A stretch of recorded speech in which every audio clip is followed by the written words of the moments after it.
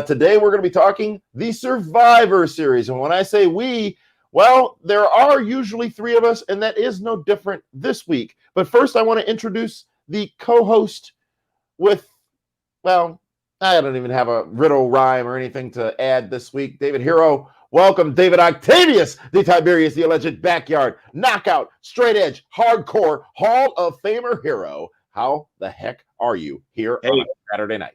It's Undertaker weekend. It's fantastic. Wearing the purple and black, in support of the Taker. It's Survivor Series. Do you know how much good stuff has happened to us on Survivor Series weekends? A lot has. St. Louis, Atlanta. I mean, there has just been nonstop shenanigans whenever we've been wherever Survivor Series has been. It has been, and it's very important that we welcome everybody who's joining us live across our social media channels and let you know that we are looking at your comments as you share them with us live, whether it be on YouTube, whether it be on Periscope via Twitter or on Facebook Live. We are all over the place, including on Twitch, David Hero, where a lot happens on Twitch. A lot happens on Twitch. You can see Zelina Vega, Thea Trinidad on Twitch right now.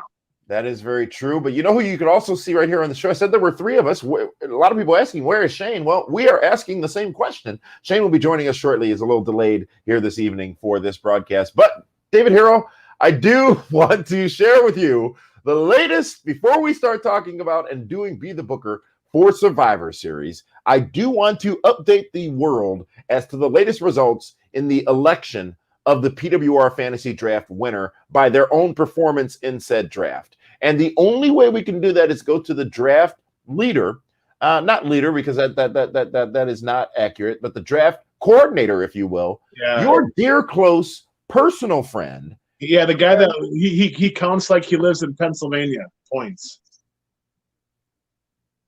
I don't get it. He's adding up the points as slow as they do in Pennsylvania. You probably should have used Georgia. It was a slimmer margin. No, because I should be winning by that many as in Pennsylvania. There we go. Yeah. Okay. So it's the fantasy draft.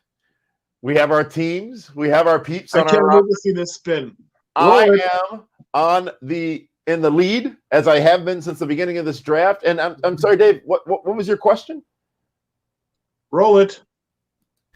Hello again, I'm the man they call Meathead, and this is a PWR Draft Update. Now, coming up this weekend is the 34th Annual Survivor Series pay-per-view. We have got lots of draft picks going to be competing on the big show this weekend. Also, quick note, the traditional Survivor Series matches will be specialty matches. Therefore, you'll get specialty points, and any of the competitors that survive the match will be getting winner's points as well. No losing points going on to the people that are pinned, eliminated, whatever happens in the match. So this weekend, lots of big matches, lots of big matchups. Let's look at the totals brought to you by the accounting firm of Dewey, Cheatham and Howe. I still lead at 1,940 points. David Hero is in second place with 1,780 points. Damian Nelson in the middle at 1,680, just like he votes. Drew Baydala in fourth place at 1,405, and Linda Kay closing in, still in last, but at 1,310 points. Don't forget to check out PWR today, Monday through Friday, with myself and the rest of the PWR family. Plus, folks, if you could, head on over to Twitter, PWR360. Maybe help us out with Movember.com. This mustache isn't to make me pretty, folks. For the PWR Draft, I'm the man they call Meathead. Hey, thanks for stopping by. He really is dead from the neck up, isn't he? He really is. That is what he says. But you know what's not dead from the neck up is my dominance in the draft. 1,680 points. Dave, I do want to say it is fascinating how close actually all of you are following me in this draft. I mean, the next person behind me by less than 200 points, and then Linda Kay less than 100 points behind Andrew. Yeah. This is amazing. It's a tight race. It's a bunch of nonsense. I'm getting screwed. Hey, Shane Helms. Oh, hey, it is. Always on time. Relax there, Ashante. I don't know about that. I was wondering. A wizard is never late. You know what? You're looking great here on a Saturday evening, Shane. Thank you for joining us. We're just about ready to begin talking about the Survivor Series. We had to give an update on the draft, the PWR Fantasy Draft, of which I am in first place. And I'm sorry I missed that. I know you are. The Survivor Series, it is the 34th annual, as Meat had just mentioned. It has historically been one of the turning point events in WWE history over the years. In fact, Dave, you were talking about some of the Survivor Series we've been to. Shane, before we start, so many historical things have happened at the Survivor Series, even before 1997 and the famous Montreal Screwjob, and more importantly, the rehash of that screw job in 1998 at Deadly Game in St. Louis, which I was also at. One of the better Survivor Series of all time, in my opinion. What was that about? I don't remember. That was the tournament when Vince was in the wheelchair, Rock was the corporate champion, Mick was the corporate representative. Okay. Hell, everybody and their mother was, and just so many twists and turns at Deadly Game. Just a great story told over a single event with a shocking twist finish that no one could have ever seen coming. But you look at the debut of The Shield, you look at Goldberg beating Brock Lesnar, right? So much really happens at Survivor Series. It seems to be the event that truly does set the stage for the Royal Rumble and WrestleMania going forward. Shane, what insight can you give us in your time with WWE as to the importance of this event in the overall list of annual events for the company? I mean, it's definitely one of the big four and is considered as such, so it generally has a little bit bigger build to it than, an Elimination Chamber pay-per-view or something like that. And I think, too, a lot of the talents look forward to it because of the history behind Survivor Series. It's one of those ones you want to be on. Like I say, if you miss Elimination Chamber, who cares? But you want to be in the Survivor Series. You want to be in the Rumble. You definitely want to be in WrestleMania, SummerSlam. You always want to be in one of the big four. And it's interesting, and some fans may not know that terminology you use, big four, because before monthly pay-per-views, before the In Your Houses started in 1993 or 4 or 5, I think it was 5, it was only these 4 pay-per-views. Actually, King of the Ring was in there too. But it was the Royal Rumble, WrestleMania, SummerSlam, Survivor Series. And that was much like AEW's structure now. You look forward to those big events each year because they were the turning points, if you will, in wrestling pay-per-view history. What would be your best or favorite, putting you on the spot here, Shane, your best or favorite Survivor Series moment in any point of your life, as a fan, as a performer, or as a backstage worker? Well, as a fan, I can't hardly fucking remember half the ones. As a performer, I forget the year. It was either 2005 or 2006 in Philadelphia. I was a member of Team. What was the fucking name of the team? Team Rated RKO. It was Edge, Randy Orton, myself, Mike Knox from ECW, and John Morrison against Team DX, which was Sean. Knox Tista. Yeah. So we had a reunion there. And we went against Shawn Michaels, Triple H, Matt and Jeff, and CM Punk. And it was kind of especially because it was Philly, it was a coming out party for CM Punk as well that night. Yeah. And it was really good. We all agreed to do the 5-0 sweep. I couldn't remember it being done, but I think it had been done, but not by any significance if none of us could remember it. But that one, we all agreed in it, thought it was cool, and I was really instrumental in laying out a good portion of that, so I was very happy with that. And as a producer last year, I helped produce the men's Survivor Series match, which was, of course, it was Raw versus SmackDown versus NXT, where the entire time is kind of a triple threat match going on. And on paper, that sounded really daunting and challenging, and it was, but I think what we all put together came out really nice. And I think it was the best match on the pay-per-view last year. A lot of people say, Shane, to that point, and a lot of very smart people in this business say that when you get into those multi-person matchups and battle royals and 6-on-6-on-6 tag matches or whatever, those are just really, really challenging to book and to produce. Oh, yeah. Oh, for sure. Because, you got so much that could go wrong. There's so much that could go wrong in a one-on-one match. When you put, I don't know how many, I guess it was 15 people last year. 15 guys, yeah. Yeah, so we have 15 different people. You want to highlight everybody at least. Like, that's how I look at those matches. Anytime I'm in a multi-man match like that, I want everybody to have their moment, no matter, if it's big or small. And there's certain people that are going to get bigger highlights, and certain people sometimes you're just not. The 2005 one I just mentioned, Mike Knox, wasn't really an ideal scenario for him to happen, but we made the best of it. But so that was a big daunting thing with the 15-man one that we had last year.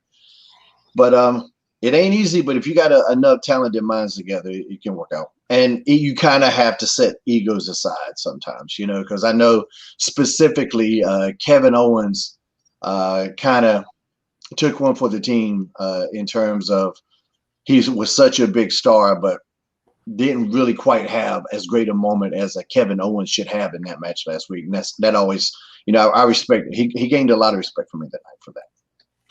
Fair enough. Well, with a little bit of insider shit that nobody ever heard. Well, let's move right into this year's Survivor Series. It is the 34th annual. As we said, it's the 2020 version of the Survivor Series. So who knows what will happen in this wonky year of years. Now, there is a theme surrounding this overall event, and that is it is the Undertaker's final farewell, rather. They started saying that it was going to be the Undertaker's final farewell. They've backed off that a little bit.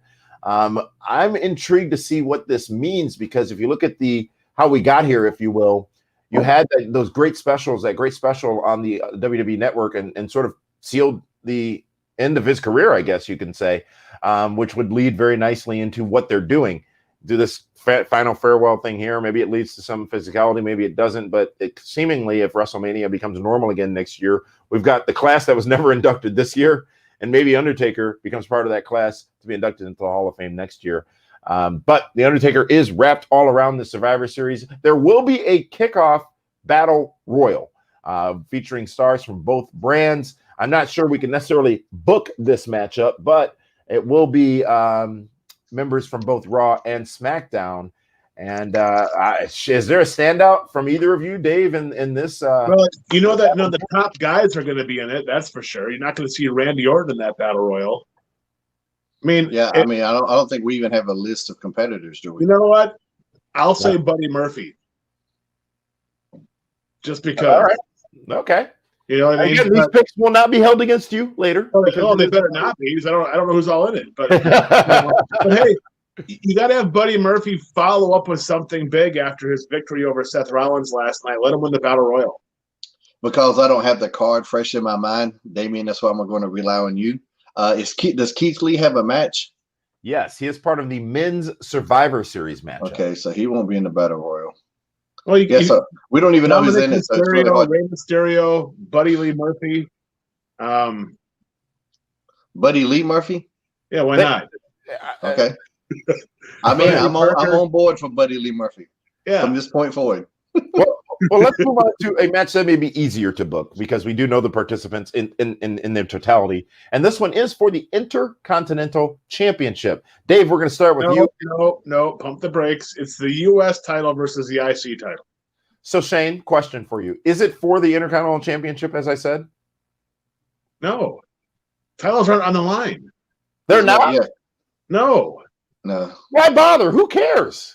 What's the point? I love how the guy that's hosting the show doesn't know. That's the beauty of this right now. Agreed, but also valid point from Damien. Who cares? Like, it really bothers me that they're doing the Clash of the Champions at Survivor Series. Like, this is what Clash of the Champions, by name alone, should be champion versus champion. But they're still going for the brand versus brand superiority, bragging rights, which with all due respect, we barely gave a fuck about that. The only time it really mattered to us, and this is I was doing my Gregory Helms Hill run. Like, the brands were split back then. There was no crossover. We didn't jump back and forth. And there was this in-company rivalry about who was putting on the better show. And SmackDown, and I felt that we definitely had the better roster back then. And like, when we would go over, we would do these simultaneous tours overseas in Europe, and it was always who did the bigger house that night, who did the bigger house, and SmackDown generally did in those days. So that's the only time it's mattered. Now there's nobody gives a shit. Yeah, you can't tell one brand from the other. There was a time, as you said, around the time you said that it was palpable. and the teams were different and the shows were different. But now, I don't want to get into that. But what I do want to get into is they have an opportunity here. So you talk about it being like Clash of Champions, Shane. We just came off the heels of the draft a couple of weeks ago. And what if this were all part of that? So you have your, whether it be a Clash or Survivor Series, you have champion versus champion, and no titles change hands, but the winner, loses their opportunity on the brand they're on, or maybe you move the titles around based on what happens in these matches, and they can make it like a part of the overall process, which could be interesting.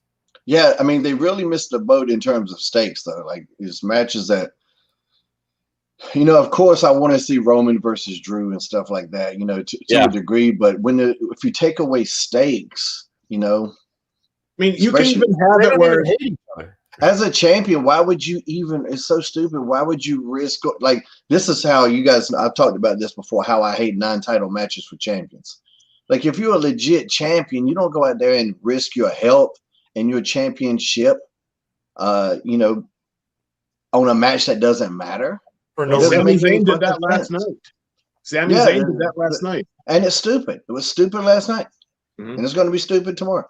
I mean, if anything, you could have it where that champion that loses their title, then they could do a tournament or a battle royal on that brand to get a new one. But you're right, there are no consequences, which just makes it regular matches, which should make it almost easier for us to book. Right, Shane? It should, yeah. Well, let's get to it and let's book it. And the match that I was framing, David Hero, if you let me finish before correcting me, is the Intercontinental Championship will not be on the line as Sami Zayn doesn't defend against the United States Championship, which is also not on the line. That title held by Bobby Lashley, who also will not be defending it. So this is just a matchup between Sami Zayn and Bobby Lashley. Sami Zayn's endorsed, of course, I think Sami Zayn will win, but you got the Hurt Business in the shadows. Dave, you were first before we finally got to this matchup. How would you book it? I would have it a quick squash. I would have Bobby Lashley just run over and run through Sami Zayn. I mean, I don't want to see a competitive match with those two because I won't believe it. Yeah. Sami Zayn is the cowardly heel. Let Bobby Lashley just go and beat his ass and be done. It's not going to hurt Sami Zayn to get crushed because he's already complaining he doesn't want to have to fight Bobby Lashley. Right. All right. Shane, how would you book it and why? Very, very similar. I don't disagree with that at all. Sami Zayn is that chicken shit heel, as they say. Bobby's Bobby. Bobby's the monster, and he's got the Hurt Business if needed, which he shouldn't need, but if he does, they're there.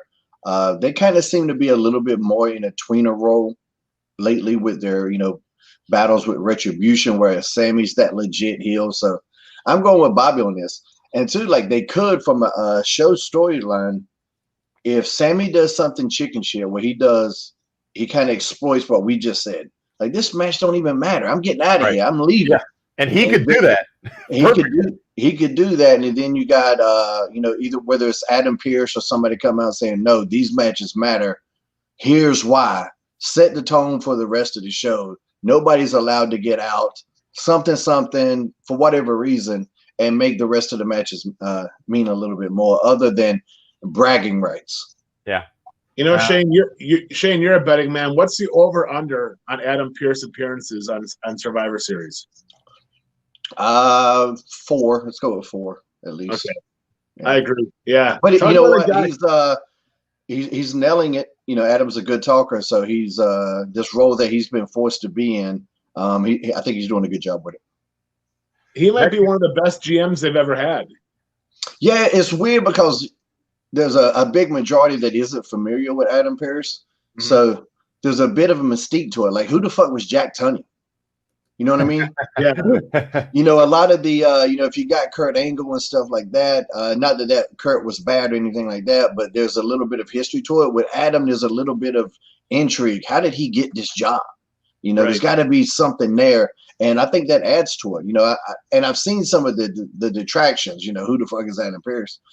Well, I mean, people of us in the business know him, but because I don't know everything about him, for me, like I say, that's a little bit more intriguing than somebody I know everything about. Adam Pearce is a former GLCW heavyweight champion, just in case y'all didn't know. And I didn't. Yeah, see? Next matchup is another, well, it's a match. It's going to be tag team action as the New Day goes up against the Street Profits. We saw a little bit of tease of this action last night on SmackDown. Shane, how would you book it and why? I mean, I feel like the Street Profits could use this win a little bit more as an endorsement, maybe. But also, and this is spitballing off the top of my head, this might be an opportunity for the Street Profits to turn heel. Huh. Get a little street. Bring out the street in the Street Profits. And the referee there's a word here I was looking for that might be easier for you guys to say. Separate themselves, because there's a lot of comparisons with their character and New Day. So maybe if they turn heel and get a little nasty here, this might be a chance to see a different side of them, a different element to them. Interesting. Fair. I can definitely see the Street Profits becoming way more aggressive in the match, but I just don't think that they're ready to beat the New Day yet. I think it's going to be the student coming up short against the teacher in that match. But, I mean, Street Profits have been doing everything right, but it's still New Day is New Day. And I think New Day needs it. Not that they need it more, but on the Raw brand, they need that more. And, I'm going to go with the New Day. But why do you feel they need it more? Just they haven't done as much on Raw? Just because I think that there's enough tag teams on SmackDown, for Street Profits to go off and do programs with. There isn't a whole lot for New Day to do on Raw. So they have to create some strong heels. And if they come up short against the Street Profits, a younger team, kind of hurts the credibility for New Day on Raw. Even though they've been stars and 10-time tag champs, it's a different New Day than it was 6 months ago. Gotcha. You know what also was interesting to me, and Shane, we've talked about this before with guys using different finishes. Jey Uso and Montez Ford both have the same finish. Montez Ford goes 10 feet higher when he does his, it's just amazing to see how that is still happening even on the. But does Jey do a frog splash, or he just does like the traditional Samoan splash? It looks like the Samoan splash. Well, and Montez does the frog splash, so you got at least a little teeny tiny bit. Oh, is it the frog? Okay, I don't know. He gets so high I can't see him half the time. So yeah, that motherfucker's got ups. That's the highest of them all. Yeah. RVD was higher in a different regard. He was higher. His was higher before he even got to the first turnbuckle. But I think his came down harder. If I'm not mistaken. I'm gonna tell you, I got hit with Jimmy Snuka's splash one time, and I thought I was gonna die. This was maybe 96, 95, and I was so excited about it. And I was laying there and I'm selling, but I'm watching him climb the turnbuckle, and it's the bottom, and then it's the second turnbuckle, and then it's the top, and I'm just sitting there and I'm giddy. I'm filled with glee. Because I'm watching, I'm still a market heart, I got in this shit because I love it. And I'm watching the Superfly, and I'm about to get the splash, and I got so caught up watching him that I didn't brace myself, and he squished the fuck out of me, fire shot out of my ass, and I went from all of this adulation to I hate this motherfucker. Fire shot out my okay. All right, so it will be the women's championships not on the line as the Raw champion Asuka goes up against the SmackDown champion Sasha Banks. Shane, how would you book this match and make it meaningful? Well, you already made it meaningful earlier in the night with the explanation, but how would you book this match and why? I think this is going to be the match with shenanigans. I don't know if we'll get a victor out of this. Asuka's had a great run. I like the way that, Sasha's got a lot of noise surrounding her right now. So this one's a little bit harder to pick, but, with Bayley and all the other women involved in these two, you could see some shenanigans. If I had to pick a winner here, I think I want to go with Sasha. All right. Shane Helms would book Sasha Banks to win this matchup. David Hero, where should I be putting the red marker? Oh, you know what? Asuka has done everything there is to do this year. But you got to believe it is. It has to be Sasha's time. The only X factor for me is where does Carmella play in all of this? Because Carmella has been coming out and jumping Sasha the last couple of weeks. Carmella is not booked on the show, so you got to believe she's going to be around somewhere. I'm going to go with Sasha Banks. I think that this is the match that she needs to win. Asuka's going to be just fine, but Sasha needs it right now. But do you think, throwing a caveat, you think Carmella could cost Sasha the match? Oh, absolutely. Absolutely. Without a doubt. Both going for Banks. Next matchup is our first of two traditional Survivor Series matchups. And listen carefully, this being the women's version of the Survivor Series matchup. It's 5-on-5 as the team representing Raw will be comprised of Nia Jax, Shayna Baszler, Lacey Evans, Peyton Royce, and Lana. And Shane, we're going to go to you first with this matchup. Dave, actually, we'll go to you first with this matchup. Sorry about that. And then on the SmackDown side of things, it's going to be Bianca Belair teaming up with Ruby Riott, Liv Morgan, Bayley, and Natalya. And these two teams will go on and face each other for brand supremacy, I guess, on the Survivor Series tomorrow night. David Hero. Oh, Dave, you love that match so much you went away and you came back. Hi. Well, because I wanted to think, I thought so hard about it, I starlighted the entire show.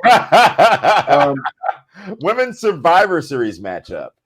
I'm going to go with Team SmackDown. I think Team SmackDown has all of those girls on that team. I want to say need it, but they're right there. Bianca Belair has been a stud. Liv and Ruby Riott have been restarted so many times. They need this to elevate them. Bayley is not going to come out and now lose a month after losing her title.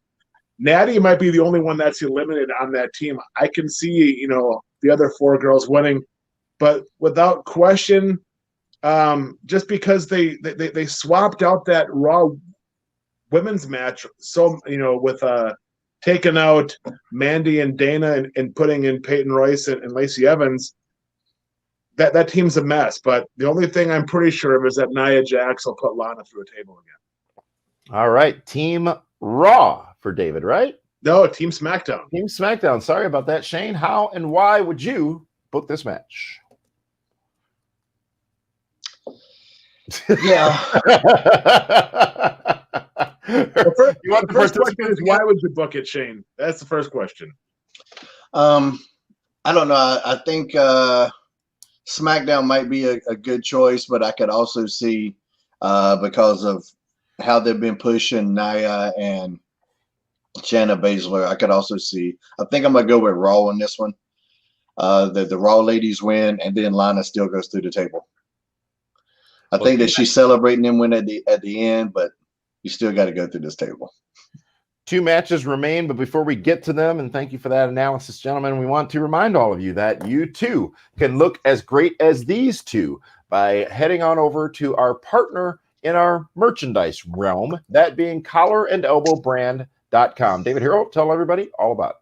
Go to collarandelbowbrand.com, use promo code PWR360, save 10%. Or just head over there and use their other promo code for their big Black Friday. I believe it's a 25% coupon coming up. collarandelbowbrand.com. Get all your Christmas needs and goodies at collarandelbowbrand.com. And who are you wearing? Oh, I'm going old school with the purple and black for Undertaker, but it's the ECW inspired collar and elbow brand. And Shane, you're always rocking it too. It looks like we've got a little. We got. I doubled up. We got the Collar and Elbow brand hoodie. Yes. Collar and Elbow brand hoodie underneath the Stand Back Hurricane, which this one, especially during this pandemic, I've been telling people to stand back for years. Nobody wants to listen, but you can also get that at collarandelbowbrand.com. And you know what's great about that hoodie there, as I look at it, is it reminds me, that's like the Bobby Heenan font. Remember when Heenan used to just said Bobby or Heenan or whatever on it? That's some good stuff. collarandelbowbrand.com. Untitled.com, ladies and gentlemen, a great partner of the show, and we appreciate you supporting them, which all in turn supports us. And there is another Survivor Series matchup, and we're going to start with you, Shane, on this one. It is the men's Survivor Series matchup. Representing the Raw side of things will be Keith Lee, AJ Styles, Sheamus, Braun Strowman, and Riddle, formerly Don't Call Me Matt. Representing SmackDown will be Kevin Owens, Jey Uso, King Corbin, Seth Rollins, and Otis. All spots now filled, as Adam Pearce gave the final spot to Otis just this past week. So, Shane, how would you book this match? Shane he didn't want to talk about it, Dave. And I understand. You can tell Shane's heated about this one. I'll start off. There is no way that the Raw brand is going to lose, because it's everyone on Team Raw is basically considered a top guy, a main event player, a title contender. Whereas on the SmackDown brand, King Corbin has been stuck in neutral. Kevin Owens has been in neutral. Jey Uso is the only one that has a little bit of steam. We haven't really seen Otis do anything since he lost his briefcase. And Seth Rollins, I mean, yeah, I just don't. I mean, when you got guys like Big Keith Lee, who is a future star in WWE on Raw, Braun Strowman, who is their legit beast, AJ, the team captain. I mean, there's no way Team Raw can lose this match. All right, Shane, how about you? This men's Survivor Series matchup, who and why? So what you just said, I thought everybody you just said was on. Tell me who's all on each team, because my gimmick flaked out there. All right, so on the representing. Hey, speaking of that, go to manscaped.com, use promo code PWR. My gimmick never flakes out in that regard. What are you talking about? Go ahead. No, go ahead. Manscaped.com. I think you get 20% off and free shipping using promo code PWR. But be that as it may, let's go back to the match of the men's Survivor Series style matchup. The participants are as follows. On the Raw side, it's Keith Lee, AJ Styles, Sheamus, Braun Strowman, and Matt Don't Call Me Riddle.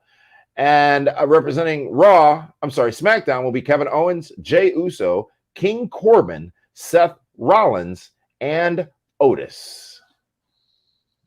Yeah, that looks like a Raw victory to me. It seems one-sided, but that might be when they give you the swerve and go to SmackDown. That could definitely happen, but that seems pretty clear-cut that Raw's the heavy favorite there. Yeah, for many reasons. You know what? And you talked about it earlier, and we're going to hop right into it. The main event, if you will, a money match in any regard. This one is also not champion versus champion. Wait, it is champion versus champion, but it doesn't matter if you win, because you keep your championship and you don't lose your whatever. Drew McIntyre wins the WWE Championship from Randy Orton this past Monday on Raw. I want to talk about that first with both of you. And he will he will go against Roman Reigns at the Survivor Series tomorrow night. So first, Shane, I want to get your thoughts on Drew McIntyre defeating Randy Orton on Monday night and becoming champion again in the WWE. I mean, that was surprising. I don't think there's been a championship like on Raw, a championship change hands like that in a while. So that was pretty good. I'm pretty sure fans love that. It's good for Drew to get that championship back. You know, it solidifies him as a top guy. You know, you don't want to be a one and done. You know, sometimes the second reign is more important than the first. So it's very important. What Roman has been doing, going his promo, especially this one this past Friday, was just, he's on another level right now. You know, the best work of his career by far, especially in terms of the promo. Just referring to Drew as a secondary title holder. You'll always be my favorite number 2. It's just like I mean, that's when you got to take the hat off to the writing team and whoever's helping with this promos, because there's some really good shit happening there. So yeah, I'm looking forward to this. I'm going with Roman. I don't know why you would take any steam off of him, but there could be involvement from other people. That Randy could be involved. There could be all kinds of things that happen in this match, you know. So might not get a clear-cut finish here. Probably won't, but if I had to pick one, I'm going with Roman. All right, Dave Hero, Drew McIntyre, your boy is the new champion again. And now he goes against Roman Reigns Sunday on pay-per-view. Both guys have been fantastic. I mean, and the contract signing last night was believable. Both guys believe they're going to win. And it's been a while since we've had a match like this, a heavyweight title match where you're like, I have no idea. It's 51-49, probably Roman Reigns. But I guess I wouldn't be surprised because both guys have so much steam going forward. I mean, beating Randy Orton for Drew McIntyre, Roman Reigns just being unstoppable. But since Roman has won the title, he hasn't really beaten anybody. Even when he won it, he didn't really beat anybody because it was so quick. But, you got to believe it's Roman Reigns' match to win. I'm curious to see if they're going to put a time limit on this. I could see this going to be a draw and keeping both champions strong on both brands, hoping to get that dream match back maybe at WrestleMania or the Royal Rumble. Interesting. Yeah, because from a business standpoint, with each brand being on a different network, those networks want their show to be the better show. Absolutely. So this is tricky to even have a match like this. It's tricky for WWE to even have a match like this. As you look at the card and you look at what you guys have stated, and you look at what you just said, David, about this matchup, or maybe it was you, Shane. I'm sorry, there potentially being some outside involvement. If you look at this card in its entirety, what is the takeaway from this event after it's over? There has to be something more. Because just you know what they should do? They should have like a gimmick representatives of the USA Network and of Fox, and they're backstage watching, and then they start getting in a fight with each other. Yes. Well, I mean, what you could do is the winner of the Survivor Series men's match, that Raw or SmackDown brand, whoever wins, Raw or SmackDown gets number 30 in the Rumble. Oh, there you go. Connected. I like that. And same for the girls. That's beautiful. Dave. It's hey, it's not just Eric Bischoff that does Be the Booker. We do it also. But I mean, you have to have consequences. But the one takeaway I take from all this is imagine how much better the shows would be if there wasn't a brand extension. Because a lot of these matches on paper look really good. Mm-hmm. Yeah, that's a good point. And keep in mind, the Undertaker's there too, so there might be. You could hear that gong. Listen, the fanboy in me doesn't want it to end this Sunday. Well, you know what? The fanboy in me wants it to go further, and I think he might want to make up a little bit with that Roman match. I know we all think Roman and Rock are going to happen at Mania. Or at least that's a hope. But if for some reason that slipped through the cracks, maybe the Undertaker's last ride is at Mania against Roman. So you could hear that gong. Or maybe it's against The Fiend. I could see The Fiend coming out and ruining Undertaker's nice. Yep. And then but he's did The Fiend before. See, for me, the Undertaker and The Fiend, they cancel each other out in terms of their character. When you got a crazy character like The Fiend, it works better against a straight guy. Mm-hmm. No, I agree. I mean, it's just I just can't see this being it without people there and totally. I mean, of course, he sold 100 TikToks at $1,000 or 30 cameos at $1,000. Now he's on TikTok. He's becoming a pop culture crossover star. But I just think that Taker wants to have that one more match. It may or may not happen. I think that they're going to set something up tomorrow at Survivor Series that will eventually lead into WrestleMania. That's what I'm thinking. I'm thinking something's got to happen. I would hope so. But they're going to have to figure out a way not to give it away because, the Mark Henry thing was so good the last time we had a retirement. Oh, it was awesome. Yeah, that was so good. So it's going to have to be something a little different from that. But, I don't think any of us want to see him go away. The Survivor Series is tomorrow night on pay-per-view. This has been a preview / fantasy booking, if you will, of the show. And we want to thank you all for joining us here on this special edition. Reminder, we are live every single Thursday night 7 o'clock p.m. Eastern Standard Time on Fight TV, FITE Fight, and across our social media channels as well. So thank you, boys, for joining me here on a Saturday night. Quarantine life is a good life sometimes, right? Because we can just, pop out a special show. And Dave, enjoy your manscaping before your Saturday night activities. Of course. Shane, I know you're going to bed early tonight, so Yeah, but I manscape early during the day. That way I'm nice and smooth. Hold on, Shane. Also, did you win Thursday night? You were so distracted watching Bellator. Was it profitable? Oh yeah. Bellator, I'm killing it. The NFL's fucking me up. Like MMA, I'm murdering it. And then I'll go bet like last week on the Ravens, and they just shit the bed.